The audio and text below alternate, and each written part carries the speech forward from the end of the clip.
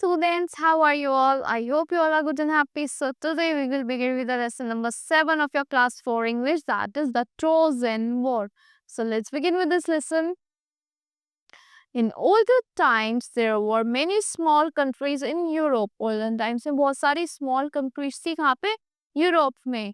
Among them were Troy and Greece. उनमें से कौन सी थी? तो ट्रॉय थी और ग्रीस थी. They were neighbors. वो क्या थे? वो countries थी neighbors. But quite often they fought bloody wars against each other for some petty reasons. कुछ petty reasons की वजह से वो बहुत ज़्यादा bloody wars भी करते थे. The city of Troy, जो city थी ट्रॉय की, the city of Troy was ruled by King Priam. जो कौन? Who was the king of Troy? It was King Priam. He had constructed his high walls all around the city. उसने high walls construct कर दी थी पूरी city के around. So it was very difficult to enter into the city without permission of the king. उसकी city में आना बहुत ज़्यादा difficult था, उसकी permission के बिना city में आना. During one such war, the Greeks invaded Troy and tried to enter into the city. एक वॉर में ग्रीक्स ने इन्वेट कर दिया था ट्रॉय को और एंटर करने की कोशिश करी थी सिटी में. There was a stiff resistance from the Trojans.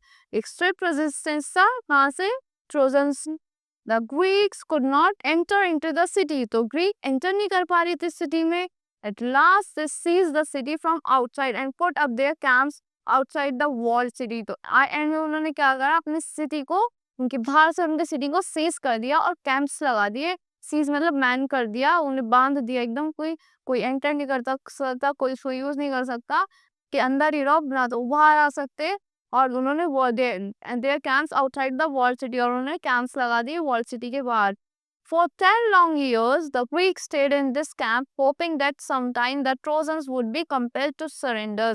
और होप करते रहे 10 years तक उन्होंने, ग्रीक्स ने उसी कैंप में रहे 10 long years तक और होप करते रहे कि ट्रोजन्स बाहर आएंगे, would be compelled to surrender, और क्या कर देंगे? फाइनली सरेंडर कर देंगे. But the Trojans had enough provision for food and other necessary things. Trojans पे क्या था? enough provision था किसका? फूड का और कुछ necessary things का. So they were in no trouble at all. फिर तो वो कोई परेशानी में नहीं थे. At last, the Greeks lost all hopes of capturing the city and decided to go back. Last में क्या हुआ? ग्रीक्स ने होप खो दी कैप्चर करने की सिटी को और डिसाइड करा वापस जाने के लिए. But their commandant was a clever man. उनका जो कमांडेंट था वो क्या था? clever man था. As a last time he thought upon a plan. एक last time ने उसने एक plan के बारे में सोचा.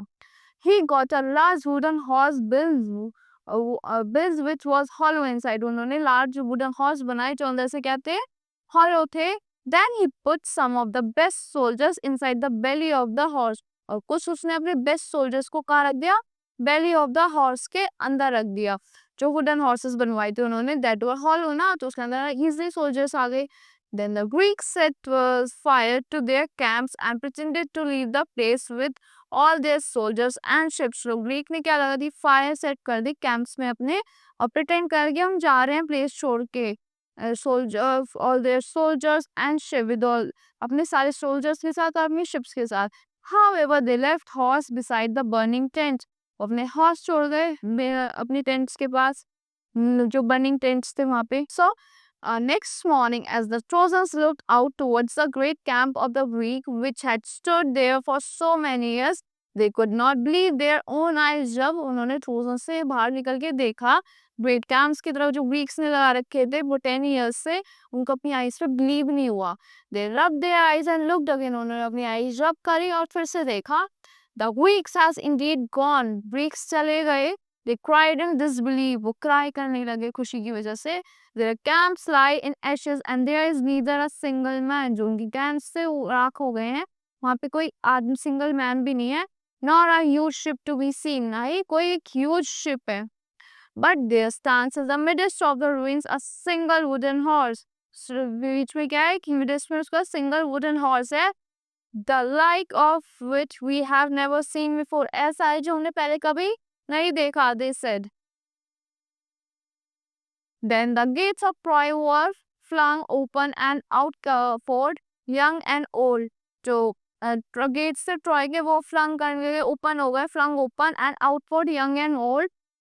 laughing and shouting in their joy. एकदम से बाहर आ गए सब लोग laugh करते हुए, joy में shouting in their joy that the Greeks were gone at last. उन्होंने सोचा Greeks तो चले गए अब last में. They came to the ruined camps and stood gazing at the huge wooden horse. वो जो ऐश बन गए थे कैंप्स वहां पे आए और वो एकदम गेज करते घूर के देखते रहे उसे वुडन हॉर्स को that stood in the middle of ruins, जो बीच में था ऐश के बीच में. Soon a fierce argument broke out among the Phozans as to what should be done with the horse. एकदम से एक आर्गुमेंट होने लगे कि इस हॉर्स के साथ हम क्या करें. Some wanted to take it inside the city while some other wanted to throw it into the sea. कुछ चाहते थे कि इसको हम सिटी के अंदर ले जाएं और कुछ सोचते थे इसको हम सी में फेंक दें. After a long argument, it was decided to take the wooden gate of the city. तो एट लास्ट में क्या है डिसाइड हुआ कि जो wooden to decide to take the wooden gate of the city की वुडन गेट जो था उसको सिटी से बाहर ले जाओ. The horse proved too big to enter through it. जो हॉर्स है वो बहुत ज्यादा बिग है वो एंटर नहीं कर पाएगा इससे. The Trojans pulled down a section of the wall and brought the wooden horse into the middle of the Troy. तो Trojans से उन्होंने पुल डाउन करा एक सेक्शन ऑफ द वॉल्स तोड़ दिए और मिडल ऑफ द ट्रॉय को वो वुडन हाउस को ट्रॉय के मिडल ऑफ द ट्रॉय के बीच में ले आए. So that night the Trojans feasted in their joy and that great war was over and the Greeks had really gone. वो joy वो feel करने लगी. Greeks तो चले गए वो एकदम joy में अपनी feast को enjoy करने लगे. They ate, drank and danced on the streets and even the soldiers also joined in the merrymaking. जो उन्होंने eat खाना खाया, drank करा, dance करा joy में और soldiers से भी join करा उन्हें merrymaking में. At last, worn out with excitement and celebration, they fell asleep, leaving a few guards by the wall and the gates. वो सो गए कुछ guards को छोड़ के अपने gates के पास. Inside the huge wooden horse, the Greek soldiers were sitting. So inside the Greek wooden horse, जिसके बीच में कौन था? Greek soldiers थे. They were sitting, waiting and alert. वो waiting का wait करे तो alert थे.